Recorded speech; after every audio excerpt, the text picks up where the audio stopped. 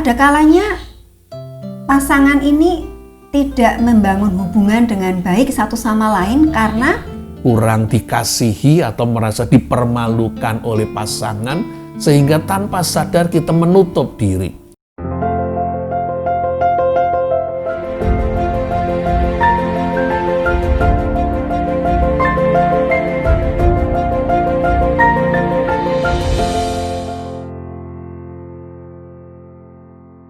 Shalom Bapak Ibu, Saudara-saudari, selamat bertemu kembali bersama dengan kami dalam Word of the Marriage. Kalau dalam pertemuan yang lalu kami sudah membahas persekutuan roh suami istri, yaitu berdoa bersama. Kali ini kami akan melanjutkannya dengan membahas persekutuan jiwa suami istri. Bila Bapak Ibu tidak berkeberatan, silahkan subscribe, dan bila apa yang Bapak Ibu dengar berguna, boleh di-share kepada teman-teman yang lain. Tuhan memberkati kita. Bila kita membahas tentang suami istri yang masing-masing terdiri dari roh, jiwa, dan tubuh, maka menikah adalah menyatukan roh dengan roh, jiwa dengan jiwa, dan tubuh dengan tubuh di antara suami istri. Persekutuan roh adalah berdoa bersama di mana kita melibatkan Tuhan, dan persekutuan jiwa yang kita bahas saat ini, jiwa diterjemahkan dengan 3 hal, yaitu pikiran, perasaan, dan jiwa, perasaan dan kehendak. Apabila kita memiliki pikiran dan perasaan dan kehendak, kita mesti mengkomunikasikannya di antara suami istri ataupun dengan orang-orang yang ada di sekeliling kita. Kepada siapa kita nyaman, leluasa untuk bisa berbicara, terbuka, membicarakan apapun juga tanpa takut dikritik, tanpa takut dipersalahkan. Orang itu adalah orang yang dekat dengan kita. Mungkin mereka tidak setuju, tidak sependapat, tetapi mereka tidak akan mempermalukan kita, bahkan mungkin akan mengoreksi kita untuk kebaikan kita. Kita bisa jadi punya banyak sahabat, ataupun harapannya masih tetap punya sahabat walaupun sedikit, tetapi yang menjadi persoalan sekarang adalah apakah pasangan kita adalah sahabat kita? Apakah terhadap pasangan kita dapat berbagi pikiran, berbagi perasaan, dan bahkan berbagi kehendak? Bisa jadi banyak suami istri tinggal bersama, tetapi ternyata tidak dapat berbagi pikiran, perasaan, dan kehendak. Kepada orang lain bisa.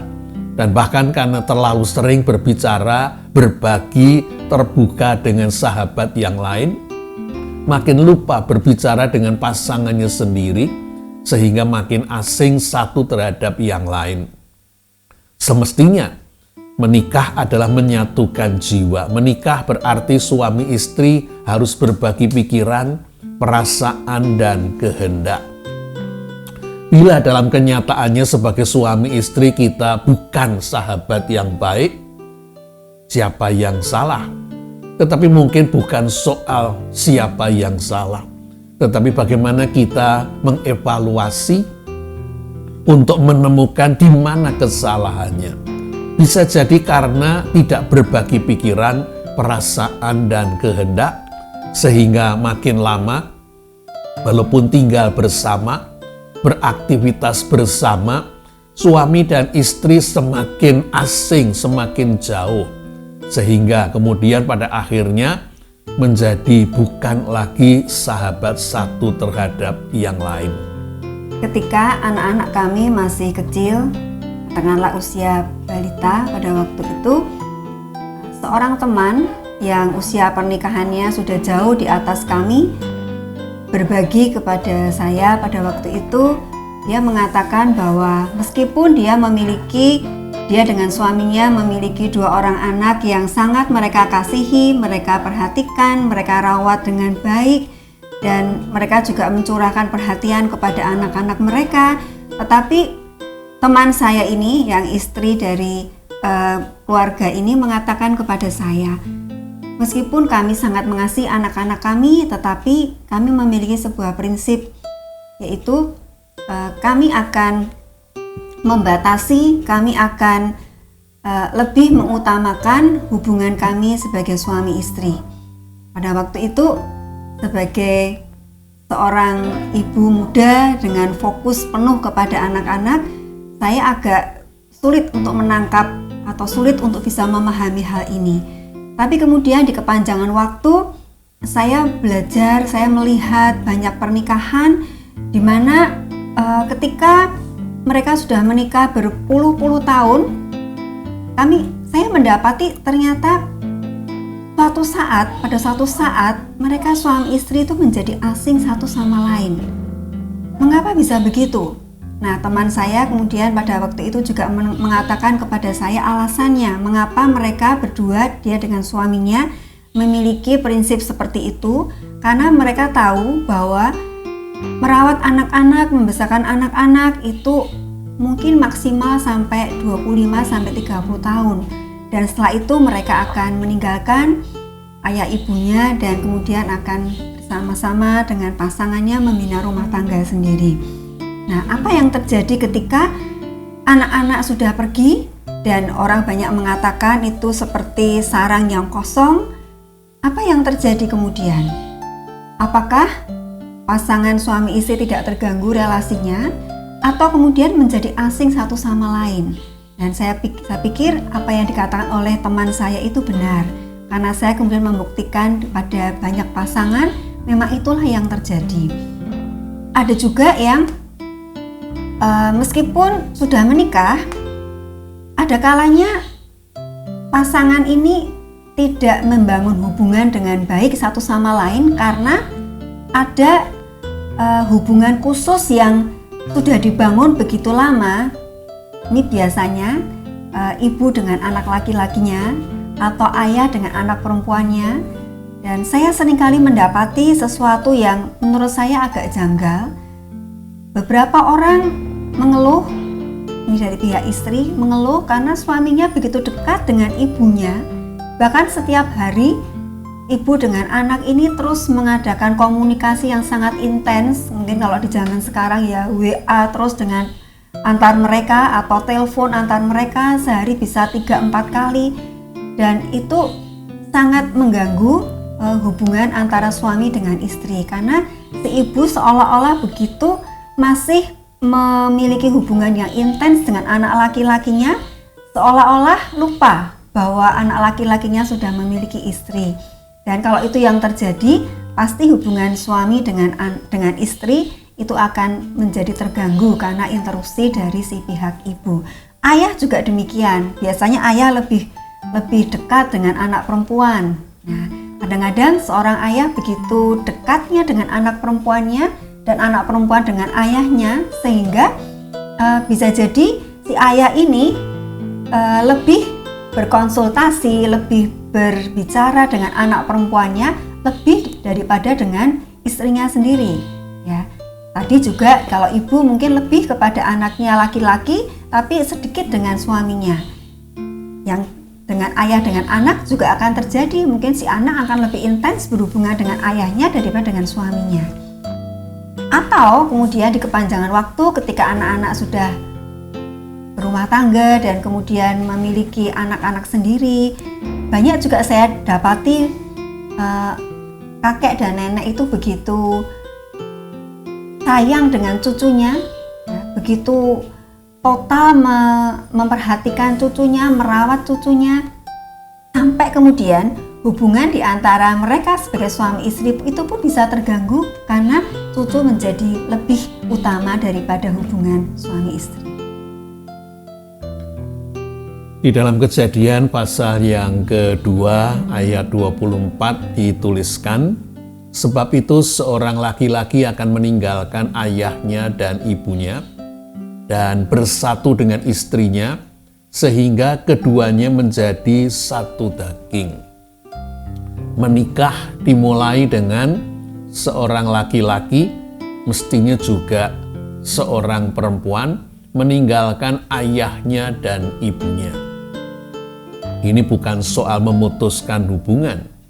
Ini juga bukan soal tinggal tidak lagi bersama dengan orang tua, tetapi soal melepaskan diri dari ketergantungan kepada orang tua. Menikah mesti mulai dari anak-anak menjadi dewasa, punya sikap sendiri, punya pendirian sendiri, memutuskan untuk keluarganya sendiri, untuk rumah tangganya sendiri. Suami dan istri memutuskan bersama, tidak lagi bergantung kepada orang tua atau mertua. Seorang laki-laki akan meninggalkan ayahnya dan ibunya, ini segi hukum pernikahan, dan bersatu dengan istrinya, ini segi kasih. Menikah itu menyatukan hidup suami dan istri. Di bagian lain kita menemukan Hawa diciptakan dari tulang rusuk Adam. Wanita, istri itu bagian dari laki-laki. Sementara orang tua dan anak tidak dikatakan begitu. Sehingga suami istri mesti lebih menyatu, lebih dekat, lebih erat daripada hubungan anak dengan orang tua. Menyatu dengan istri adalah segi kasih, sehingga keduanya menjadi satu daging. Inilah segi seks dari pernikahan. Menikah berarti menempatkan pasangan lebih penting daripada orang tua. Ini sebuah sikap, ini dibutuhkan keberanian, ini dibutuhkan komitmen. Oleh karena itu, apabila seorang laki-laki masih seluruhnya bergantung kepada orang tuanya, sebetulnya dia belum siap menikah. Seorang wanita sepenuhnya bergantung kepada orang tuanya, dia belum siap untuk menikah. Menikah butuh kedewasaan. Karena itu pepatah mengatakan anak-anak dilarang menikah. Anak-anak belum bisa menikah. Walaupun ini anak umur 27 atau anak mungkin umur 30, tetapi kalau sebenarnya dia anak-anak, sebaiknya jangan menikah, karena itu akan menyebabkan pasangannya tersingkir karena mungkin dominasi orang tua atau kemelekatannya kepada orang tuanya. Jadi, mari kita berupaya untuk melihat bagaimana pernikahan kita. Apakah kita sudah menempatkan pasangan kita lebih penting daripada hubungan kita dengan orang tua dan hubungan kita dengan anak maupun nanti cucu. Ini bukan soal, sekali lagi, memutuskan hubungan, tetapi soal kedekatan. Meskipun kami memiliki idealisme bahwa kami seharusnya menjadi sahabat satu sama lain, terinspirasi oleh apa yang disaksikan oleh teman saya itu, tapi pada kenyataannya, pada awal-awal pernikahan kami, saya mendapati atau bahkan kami mendapati bahwa kami sebetulnya belum menjadi sahabat satu sama lain. Dari sisi saya mendapati bahwa suami saya bukan sahabat saya, apalagi sahabat terbaik. Mengapa? Karena ketika saya memiliki pikiran, memiliki perasaan, ingin saya bagikan kepada suami saya, kebanyakan dia tidak terlalu mendengarkan saya. Mungkin karena alasan sibuk, alasan melakukan aktivitas yang dia inginkan. Seringkali ketika saya berbagi perasaan, pikiran, kehendak gitu, dia mendengarkan sambil kadang-kadang membaca koran, ya, kadang-kadang membaca buku dengan alasan menyiapkan khotbah karena dia seorang pendeta, ya. Atau kemudian di kepanjangan waktu ketika mulai marak ada HP, ya, ketika mendengarkan saya bercerita, ya, dia tetap memandangi HP-nya. Jadi lama-lama saya merasa tidak nyaman, ya, berbagi perasaan dengan suami saya. Kemudian selain itu, ada alasan yang lebih mendasar. Ketika akhirnya dia mendengarkan apa yang saya katakan, seringkali saya merasa menjadi orang yang dihakimi. Saya seringkali merasa menjadi orang yang dipersalahkan, atau kemudian saya kemudian diinterupsi sebelum saya selesai. Dan kemudian ini yang banyak terjadi, ini menjadi keluhan para wanita. Ketika seorang wanita itu berbagi tentang sebuah persoalan kepada pasangannya, seringkali pasangannya sibuk mencari solusi. Padahal yang kami butuhkan bukan memberikan solusi. Kadang-kadang ketika kami berbagi perasaan, berbagi pikiran, sebetulnya kami itu sudah punya solusi. Ya, tetapi ya kami, yang namanya wanita, kami ingin selalu bercerita, berbagi begitu. Dan seringkali pasangan saya sibuk mencari solusi, dan kemudian kalau nanti dia tidak menemukan solusi, dia mungkin merasa tidak mampu memberi solusi dan akhirnya malah menjadi sebuah kejengkelan. Nah, akhirnya dengan situasi yang seperti itu yang terjadi berkali-kali, akhirnya saya merasa ya saya ternyata butuh sahabat nih ya. Ternyata pasangan saya bukan sahabat saya. Lalu saya mulai dekat dengan teman ya. Bersyukur ini teman wanita ya, yang saya merasa saya bisa berbagi banyak hal kepada dia dan merasa sangat nyaman dan merasa lega. Ya, saya pikir enggak apa-apa kan, karena teman saya, sahabat saya juga sesama jenis, tidak ada bahayanya begitu. Tapi akhirnya saya mendapati seperti yang dikatakan suami saya tadi di awal, bahwa sahabat pun ya kalau kemudian kita menjadi sangat intens berbagi dengan sahabat, akhirnya segala sesuatu yang ingin disampaikan kepada pasangan itu sudah selesai, sudah habis. Dan ketika saya selesai menyampaikan perasaan saya kepada sahabat, ya saya semakin tidak merasa perlu untuk berbagi dengan pasangan, dan itu menjadi semakin hari semakin jauhlah hubungan kami. Ya, sebagai suami muda yang kami memang belum terlalu belajar banyak tentang menjadi suami istri, apa yang sebetulnya merupakan kekasan pria dan kekasan wanita. Saya melihat ulang kehidupan saya lebih terpusat pada melakukan pekerjaan saya. Saya berpikir kalau saya sudah bisa memenuhi kebutuhan rumah tangga, itu sudah melakukan sebagian dari tanggung jawab saya. Dan karena itulah, untuk memenuhi tanggung jawab saya sebagai kepala keluarga, saya berupaya untuk bisa mencukupkan kebutuhan yang ada. Karena itu saya bukan cuma bekerja dengan baik, melakukan tanggung jawab saya yang utama, saya juga berupaya untuk melakukan hal-hal yang lain bila mana itu harus saya lakukan dengan baik. Akibatnya saya seringkali harus mempersiapkan diri untuk memimpin, saya harus mempersiapkan diri untuk acara ini dan itu, sehingga saya merasa banyak kali saya tidak hadir bersama dengan istri saya. Banyak kali saya membiarkan dia menanggung beban menjadi orang tua anak itu sendirian. Dan juga saat-saat dia mungkin butuh saya, butuh bercerita, mungkin pikiran saya tidak sepenuhnya terbuka untuk menanggapi. Saya mungkin diburu-buru deadline, itu yang banyak kali menjadi pemburu masa kini. Saya kemudian mendengarkan sambil melakukan bagian saya, walaupun yang tadi diceritakan, kalaupun saya sambil mendengarkan televisi dia cerita, saya tahu kok yang diceritakan, saya juga bisa menjawab. Tetapi agaknya wanita tidak cuma mau diberi telinga, wanita ingin diberi mata yang memandang, bahkan mungkin dengan pertanyaan, oh gitu, lalu bagaimana, sehingga dia makin bersemangat untuk bercerita dan bukan sepertinya diabaikan.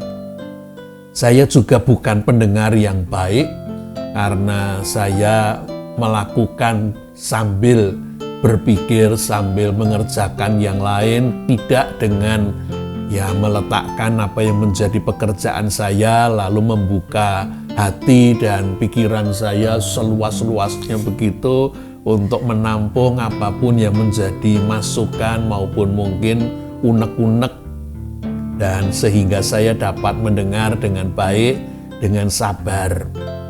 Apa yang saya temukan kemudian ketika saya belajar membaca dari buku Man from Mars, Woman from Venus, menolong saya untuk mengerti bahwa laki-laki ternyata akan sangat jarang untuk bertanya. Laki-laki itu kalau bisa tidak akan bertanya, karena bagi laki-laki bertanya itu tanda ketidaktahuan, tanda ketidakmampuan. Bertanya itu seolah-olah sedang menunjukkan kebodohannya. Dan itu beberapa kali terjadi, kami berkendaraan bersama, lalu saya lupa sebetulnya lewat sini belok atau lurus, tetapi kadang-kadang saya tidak bertanya. Dan istri saya karena beberapa kali mendengar saya berkhotbah kalau laki-laki itu tidak suka diberitahu, dia kadang-kadang cuma senyum-senyum begitu, dan ternyata nanti saya salah jalan. Laki-laki enggan bertanya, mungkin memilih lebih baik tersesat daripada bertanya, karena itu harga diri. Sementara wanita itu bukan dari Mars tapi dari Venus, hobinya itu bicara. Apa saja bisa dibicarakan, dan mengulang pembicaraan itu 1 kali, 5 kali, 10 kali itu tidak jadi masalah. Bagi mereka itu masih tetap menyenangkan dan gayeng, apalagi kalau makin ditanggapi. Nah, ketika kemudian sebagai suami istri kita bertemu, si istri bertanya, apa yang ada dalam pikiran si suami? Dia menghadapi kesulitan sampai diperlukan untuk bertanya. Lalu si suami akan berusaha untuk memikirkan dan mencarikan solusi. Dan ternyata ketika diberi solusi itu mukanya berubah menjadi tidak suka begitu. Karena si istri tidak butuh solusi seperti yang tadi dikatakan istri saya. Kadang-kadang cerita itu sudah tahu masalahnya dan sudah ada penyelesaiannya, tapi tetap pengen cerita. Sudah tahu penyelesaiannya kok tetap cerita. Ya begitulah wanita. Apa yang terjadi itu seringkali harus di flashback, harus diulang lagi. Dan laki-laki tidak memahami apa yang merupakan alam Venus, dan mungkin juga para istri seringkali tidak memahami bagaimana dengan alam Mars, sehingga suami istri seringkali menjadi makin jauh karena perbedaan kepribadian ini. Jadi saya, kalau boleh saya simpulkan, saya bukan sahabat yang baik bagi istri saya. Saya tidak menjadi pendengar yang baik, dan bahkan ketika kami kemudian saling bisa berbagi, apa yang diceritakan itu membuat saya berpikir, lah waktu itu saya di mana ya kok? Saya sepertinya tidak mengerti apa yang ia ceritakan. Tuhan baik oleh karena pada saatnya Tuhan menolong kami untuk bisa berbicara dengan baik, sehingga kemudian saya melihat banyak hal yang selama ini seperti tidak saya lihat. Mungkin lebih banyak pikiran, pendapat dari sisi saya, dan saya ternyata memiliki pikiran dan pendapat yang tidak lengkap dan bahkan mungkin salah. Saya mendengar dari sisi istri saya. Saya mendengar apa yang selama ini tidak pernah saya pikirkan, tidak saya bayangkan, kesulitan-kesulitan istri saya. Hal berat yang ia alami menjadi seperti orang tua tunggal padahal dia punya suami. Dan itu membuat saya menyadari saya melakukan banyak kesalahan, saya harus mengoreksi diri. Dan salah satu yang membuat kami kemudian menemukan akar masalah kami mungkin, dulu kan kita berdoa bersama, tetapi dalam perjalanan ternyata kita sudah tidak lagi berdoa bersama. Dan itu menjadi komitmen kami untuk kembali memulai berdoa bersama, belajar untuk menjadi sahabat satu terhadap yang lain dengan berusaha untuk menjadi pendengar, berusaha untuk menerima apa yang mau dikatakan sebagai apa yang mau dibagikan, bukan apa yang butuh diselesaikan. Nah, kami beranjak, kami bertahap, kami berupaya untuk makin bisa menjadi sahabat satu terhadap yang lain. bersyukur bahwa dalam perjalanan waktu Tuhan menolong pernikahan kami, dan akhirnya saya mendapati setelah sekian tahun dalam pernikahan kami mengalami masa-masa yang tidak menyenangkan. Akhirnya saya bersyukur suami saya adalah sahabat saya yang terbaik saat ini, sehingga saya bisa berbagi apapun, ya, kesukaan saya, kesusahan saya, kejengkelan saya, kekonyolan saya, rasa malu saya karena melakukan hal-hal yang salah, yang sangat membuat saya merasa menjadi orang yang sangat bodoh misalnya. Itu saya bisa bercerita dengan bebas dan tidak dihakimi lagi, tidak dikoreksi lagi, tidak dipersalahkan lagi, tapi saya didengarkan, saya diterima apa adanya, dan saya bersyukur untuk itu. Dan secara praktis kami di pagi hari kami sering berjalan pagi, dan itulah kesempatan bagi kami untuk bisa berbagi tentang apapun. Dan yang terutama ketika kami berjalan, kami sudah selesai untuk melakukan saat teduh di pagi hari, dan disitulah saatnya kami berbagi tentang penemuan-penemuan kami tentang apa yang menjadi peneguhan Tuhan, apa yang menjadi teguran Tuhan, apa yang menjadi komitmen kami untuk kami lakukan sebagai pribadi maupun bersama. Dan saya merasa bahwa suami istri memang harus menjadi orang terdekat satu sama lain, dan menjadi sahabat itu sesuatu yang sangat-sangat menyenangkan. Ya, kalau sekarang kan sedang dalam situasi pandemi COVID, yang kami lakukan jalan-jalan di sekitar rumah.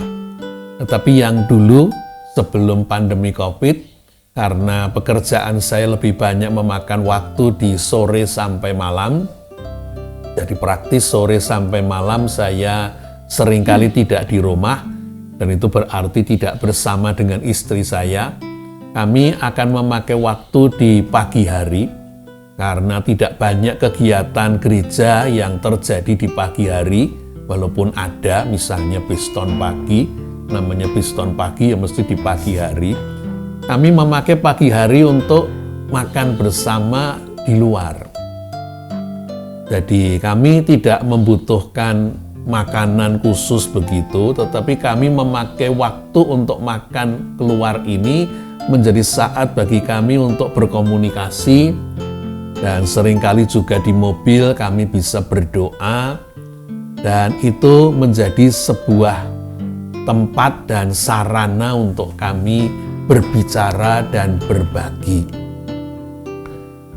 Bapak Ibu, saudara-saudari yang dikasihi oleh Tuhan Yesus Kristus, jadi menyatukan jiwa di antara suami istri berarti sebagai suami dan istri kita dipanggil untuk menjadi sahabat. Kalau saya meneliti keistimewaan istri saya dibandingkan dengan orang-orang lain di sekeliling saya adalah, ya, istri saya menjadi orang yang paling tahu saya. Sehingga kalau dia kemudian menjadi manajer saya, dia bisa menunjukkan hal-hal yang segera harus saya lakukan. Termasuk kami sekarang melakukan perjalanan untuk berkhotbah, memimpin keluar kota bersama. Dan kadang-kadang itu menjadi agenda yang berat bagi istri saya kalau saya diminta berkhotbah 3 kali. Sehingga istri berpikir apakah dia harus ikut kebaktian 3 kali dan mendengar khotbah 3 kali, yang kadang-kadang khotbah suaminya juga sudah muncul di tempat lain, jadi dia kadang-kadang hafal.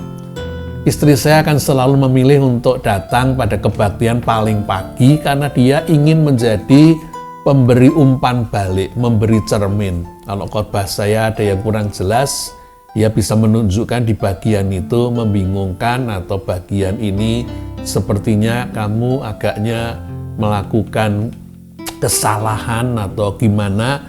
Sehingga kadang-kadang saya baru mau berdoa di konsistori, handphone saya sudah ada kode kalau ada SMS dulu, SMS lalu WA masuk begitu, dan begitu saya buka pasti dari istri saya, 1 begini, 2 begini, 3. Bapak Ibu, saudara-saudari yang mungkin tidak terlalu mengenal saya, tidak banyak orang yang bisa terbuka berbicara dengan saya karena saya ini kesannya telengas, saya ini kesannya itu keren, sehingga banyak orang itu memilih untuk tidak dekat-dekat dengan saya, apalagi kemudian mau memberi nasihat dan masukan kepada saya.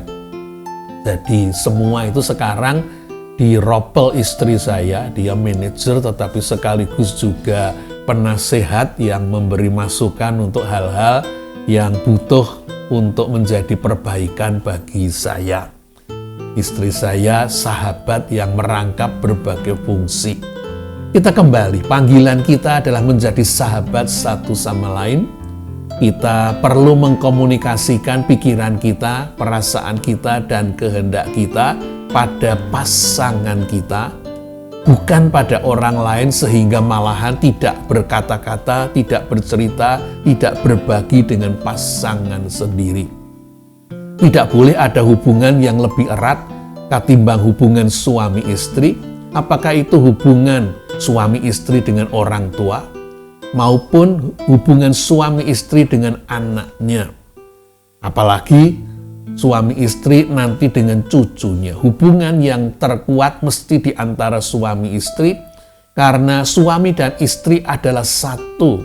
Istri adalah bagian dari rusuk suami. Suami dan istri itu satu. Sementara orang tua maupun anak itu bagian yang lain di luar tubuh si suami. Panggilan kita menjadi sahabat satu terhadap yang lain.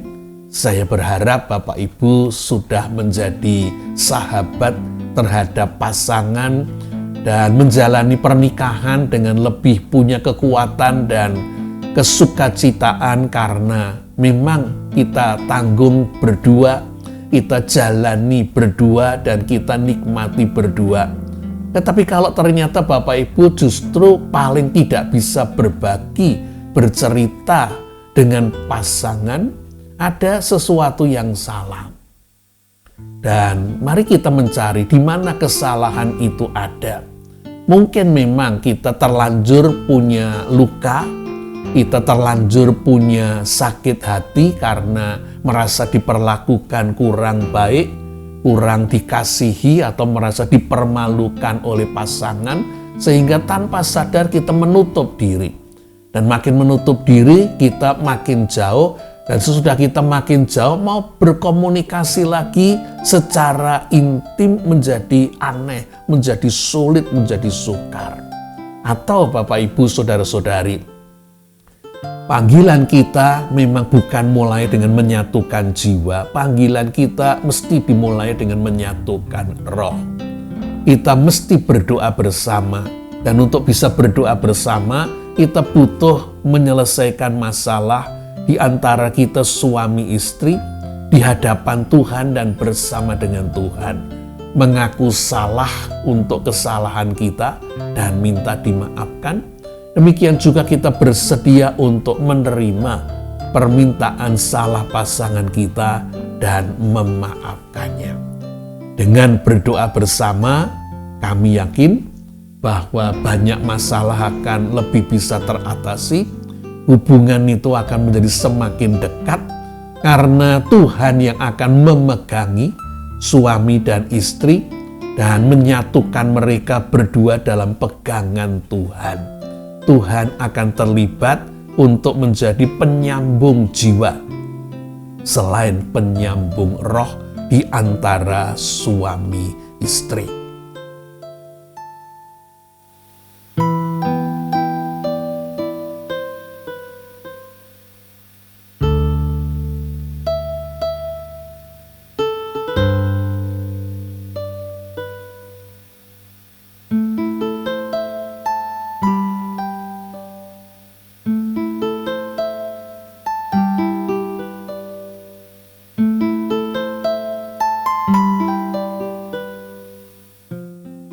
Demikian kami berbagi tentang penyatuan jiwa sebagai kelanjutan dari penyatuan roh. Kiranya apa yang kami sampaikan menjadi sebuah percakapan, kalau boleh menjadi masukan yang berguna bagi Bapak, Ibu, Saudara-saudari, baik yang sudah menikah maupun mungkin yang sedang menyiapkan pernikahan. Tuhan memberkati kita semua. Salam